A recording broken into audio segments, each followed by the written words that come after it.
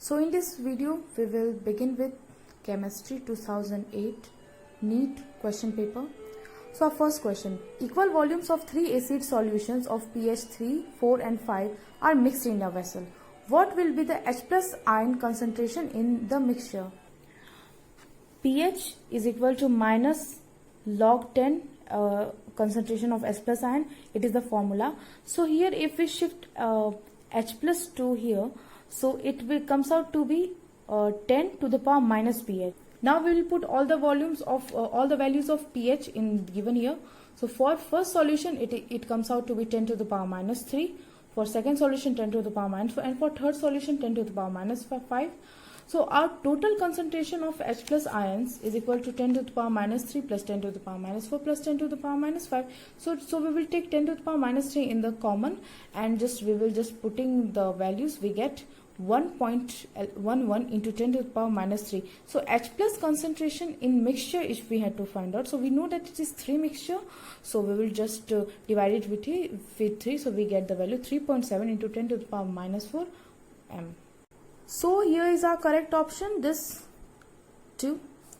Now question number 2. Acetophenone when reacted with a base C2H5O yields a stable compound which has the structure. Let's see. So this is from the concept of aldol condensation. So in aldol condensation we take two acetophenones, this and this, and just we add a base and our product aldol. So we can see our product is here. So this is alcohol and this is here ketone. So it's aldol. So let's see aldol condensation. So after when in two acetophenones, if we add C2H5O and C2H5O and a base, we get this. So I have one short trick just to remember. It's really very funny. We will just remove one H from here. We will just bring this H upward. Just rub it from here, and I will just bring this H upward here. So it is same. You can see CH3. It is also a CH3. We will just push this. Nothing is here. We will just push this side. Push it this side, so this things get attached here, and this H will get attached to O. So here is the product C. If we just bring it here, so this H will be get attached to this O, and CH2 will get attached to C. We will just we can add CH3 here also. So this would be the product C. H is attached with O, and CH2 is attached here, and CH3 is downward. So this is the our answer. This is the product. So here it is in the question, it is tell that we have to. So we know that this aldol compounds, it is a unstable compound. So now after heating, it just releases its H2O, and then it converts into this here OH, and this H is released, and now this product is formed, and this is known as crossed aldol condensation. When aldehydes are condensed with ketones, so it is the alpha hydrogen of ketone which takes part in that condensation. So this reaction is known as crossed aldol condensation, and the aldehydes or ketones with alpha hydrogen atom in the presence of dilute base undergoes aldol condensation to give B-hydroxyaldehyde or B-hydroxyketone, and on heating aldols eliminate their water and form alpha beta unsaturated compound. So here is our correct option, this one, option number 1. Let's see question number 3. The angular shape of ozone molecule O3 consists of. This is the shape of an ozone molecule. You can see this, and we know this single bond is 1 sigma bond. If there is double bond, it is known as 1 sigma plus 1 pi bond, and if it's triple bond, it's known as 1 pi plus 2 sigma bonds. So here just we can count here, it has one double bond, so it has 1 sigma plus 1 pi bond and 1 single bond. So it has 1 sigma bond. So it has 2 sigma plus 1 pi bond. So here is our correct option, 2 sigma plus 1 pi bonds. So on the basis of the following E0 values, the strongest oxidizing agent is, so here is the equation where it is given the E0 values. So this is the, so in this is going, here oxidization is going on in both of them. See, it is releasing an electron. So here oxidation is going on. So first we will convert it in the reduction form. So as we know that the substances which have lower reduction potential are stronger reducing agent, while the substance which have higher reduction potential is the strongest oxidizing agent. So here in this question we are asking about the strongest oxidizing agent. So let's see. So first we will just convert it into reduction. So here see, reduction is happening here. You can see here. Here is reduction is going on. So its value will be reversed, as in oxidation it was minus 0.35 volt and in reduction it will be plus, in the form of plus. So after comparing these two, we get that this value is higher. So it is the strongest reducing agent. So here is in this question Fe3 plus is the strongest reducing agent. It's oxidizing agent.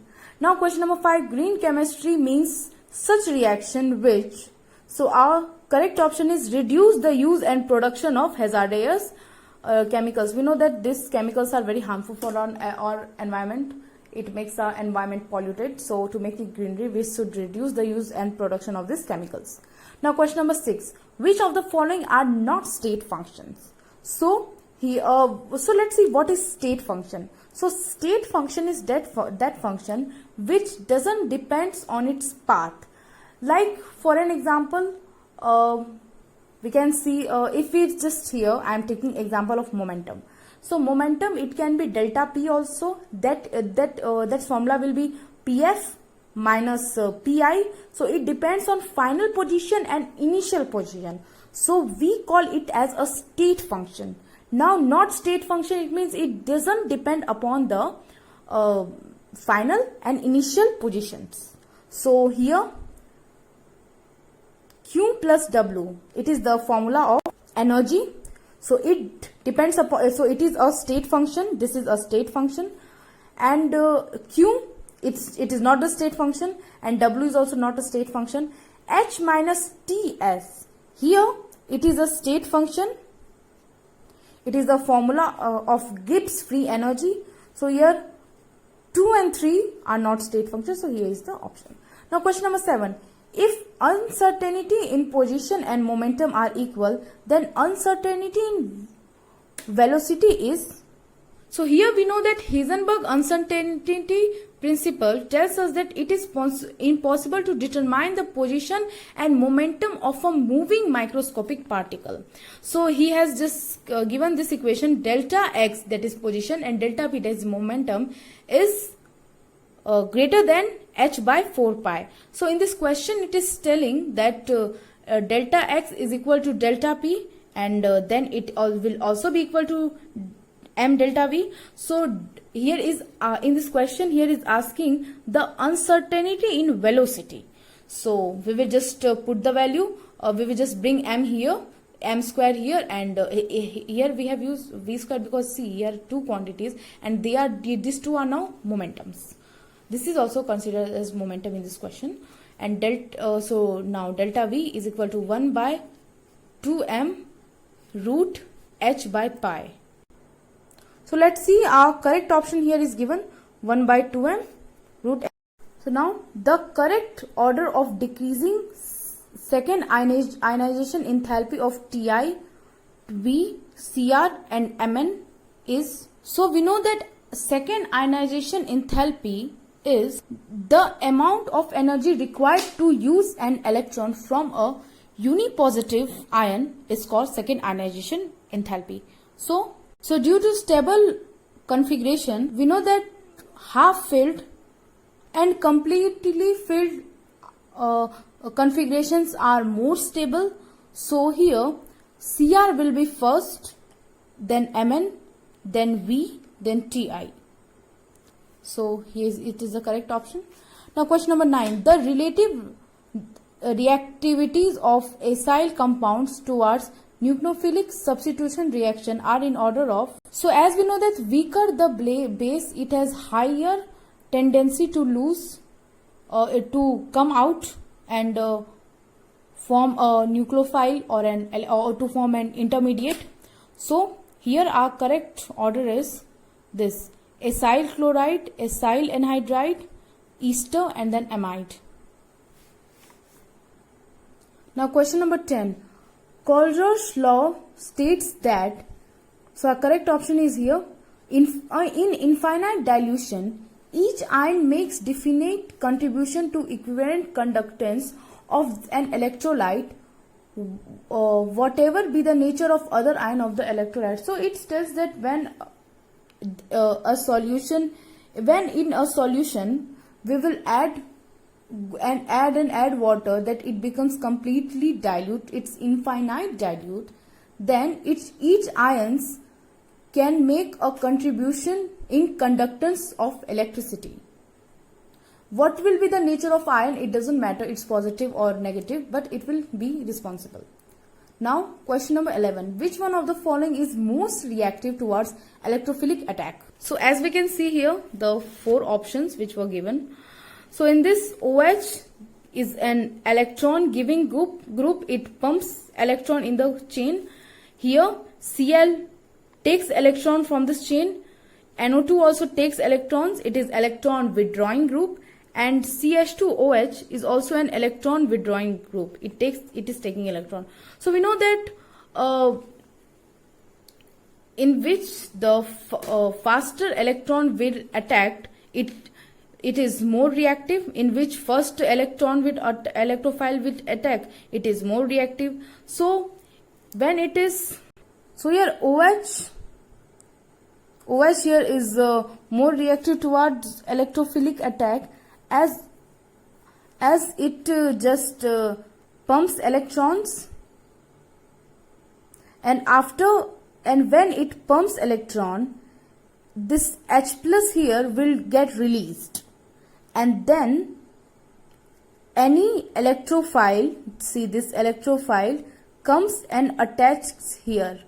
When it will be just in this form, when here it will be give electron, when it will pump electron in the ring, then this H plus will released from here, it will go out. So this electron will come and attach here. So it is more reactive towards electrophilic attach. And in this question, if we will see in this 3, so this will take electron and it will increase its electron density here. If this will take, it will increase in electron density here, and if it will take, it will increase its electron density here. But here its density is decreasing, so H plus will be released and a new species will be get attached to it. So now question number 12. Volume occupied by one molecule of water is, so question number 12, 6.02 into 10 to the power 23 molecules of water is equal to 1 mole, and as we know that the weight of water is 18 gram. So for mass of 1 molecules of water is 18 by 6.023 into 10 to the power 23. Now we know that density is equal to mass by volume. So volume is equal to mass by density. So mass here we will just put this value here, and we know that density, it is given in the question, is 1. So it's nearly comes out to be 3 into 10 to the power minus 3 centimeter cube. So is this the option? 3 into 10 to the power minus 23 centimeter cube. Now question number 13. Which of the following complexes exhibit the highest paramagnetic behavior? We know that which have more number of unpaired electron, paramagnetic behavior is more, it is high, greater. So we can just see the compounds. We will study the compound independently. So first is this V, glycine 2, OH whole 2, NH3 2. This is the complex. Here it is given the atomic number of V in question 23. So it comes out to be 4s2 3d3. So oxidation state of V will be plus 5 Sc. Here it is plus 2, and here it is automatically plus 1. So it comes out to be plus 5. So here it has 3 plus 2 5. So all electrons are gone here. So 3d0 will be left. So no unpaired electron is left. So it is a diamagnetic compound. Now here we can see FeEnBpy NH3. In this we know that value of atomic number of Fe is 26. So it is 4s2 3d6. So oxidation state of here Fe will be plus 2 when we will just put its value. So we get plus 2. So Fe plus 2 will just here this 2 will be gone and 3d6 will be. So it has 2 unpaired electron, but due to strong field ligands it will not get any unpaired electron. So in this question we can see the value of atomic number of cobalt is 27. So it will be 4s2 3d7. So its oxidation state will be 5. Here minus 4 minus 2 minus 1. So it will be 5. And CO 5 plus is then it will be 3d4, as when its electrons are gone from this shell. So it has 4 unpaired electron.